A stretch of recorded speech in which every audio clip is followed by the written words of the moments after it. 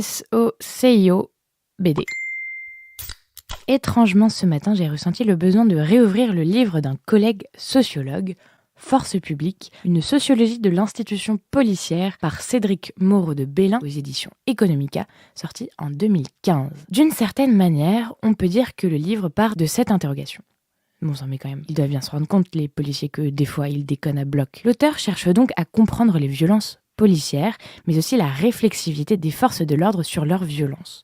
Pour cela, il décide de mener l'enquête dans les lieux de formation, où la question est abordée, évidemment, et à l'inspection générale des services. Je passe sur les enjeux méthodologiques de l'accès au terrain, c'est passionnant, mais si je commence à parler méthode, vous n'êtes pas prêt d'avoir les résultats, et je crois que c'est ça qui est important aujourd'hui.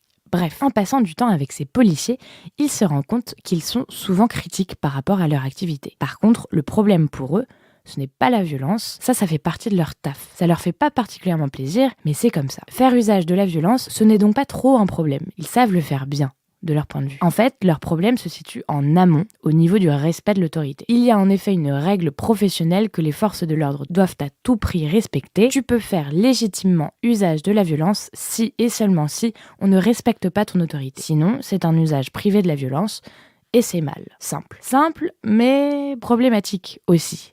Car, mais monsieur, comment on sait s'il y a atteinte à l'autorité ?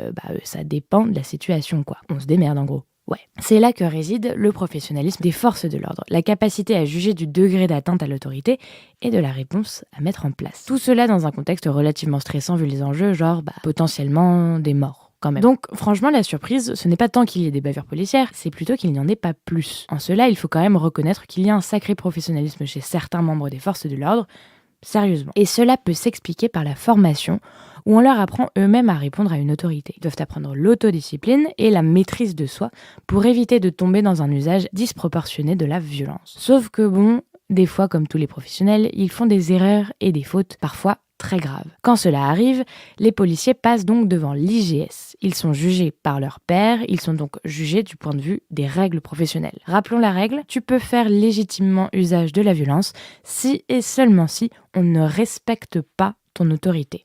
Sinon, c'est un usage privé de la violence et c'est mal. Ce que montre l'enquête de Cédric Moreau de Bellin à l'IGS, c'est que les policiers ont de grandes difficultés à juger non pas la violence donc, mais s'il y a bien eu ou non atteinte à l'autorité, parce que c'est souvent très subjectif et lié à la situation. Finalement, les seuls cas faciles pour l'IGS, c'est quand il y a vraiment un usage très privé de la violence, sans remise en cause de l'autorité de la police. Genre les policiers qui utilisent leurs armes hors service, ou qui battent leurs femmes, ce genre de choses. Par contre, quand il s'agit de manifestations, dur de savoir s'il y a eu atteinte ou non de l'autorité. Donc l'IGS tend à faire confiance dans le jugement de la situation par les policiers suspectés. Parce qu'ils partent du principe que ce sont de vrais pros formés à ça. Ça explique aussi tout le discours des élus et autres administrations. Les forces de l'ordre sont des professionnels, obéissant à des règles professionnelles. Il faut leur faire confiance.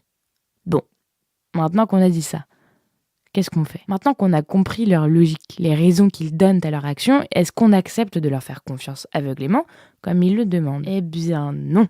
On va passer à la tâche critique de la sociologie. Déjà, critique 1. Commencez par critiquer les dispositifs qui, sur le terrain, permettent de maintenir le flou autour de l'évaluation que font les policiers de l'atteinte à l'autorité. Concrètement, cela veut dire, par exemple, éviter les situations où un policier serait isolé, c'est-à-dire constituer un public de professionnels, ou encore permettre à d'autres personnes d'assister à l'évaluation et à la documenter.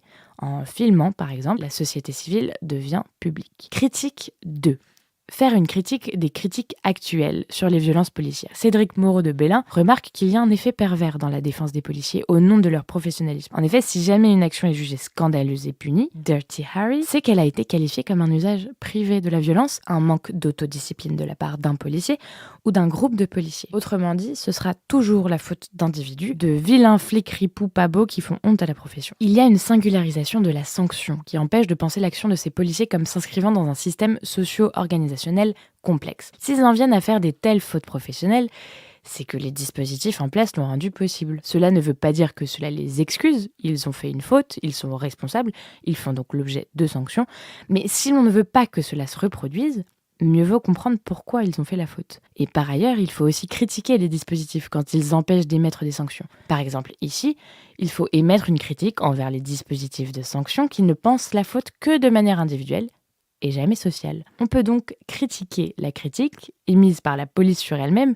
ou par l'administration sur la police. On pourrait aussi critiquer les formes de critique émises par d'autres acteurs sur la police. Société civile, manifestants, enseignants, chercheurs, vous avez toutes et tous des milliards de raisons d'en vouloir aux policiers. Et de fait, il faut trouver des responsables pour que cela ne se répète pas. En revanche, attention, l'étude des dispositifs existants a montré que quand il y a recherche de responsables, ce sont souvent des individus qui sont mis en cause. C'est un début et c'est nécessaire, mais cela ne remettra pas en question le fonctionnement des institutions policières.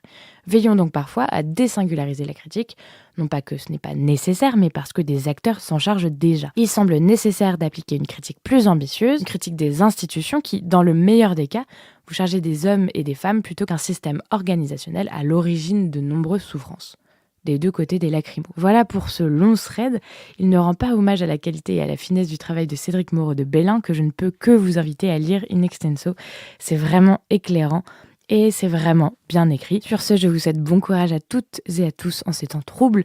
Puissiez-vous trouver autour de vous des sources de joie et d'émerveillement. Et sinon, faites comme moi, tapez Cuteness vidéo sur Internet.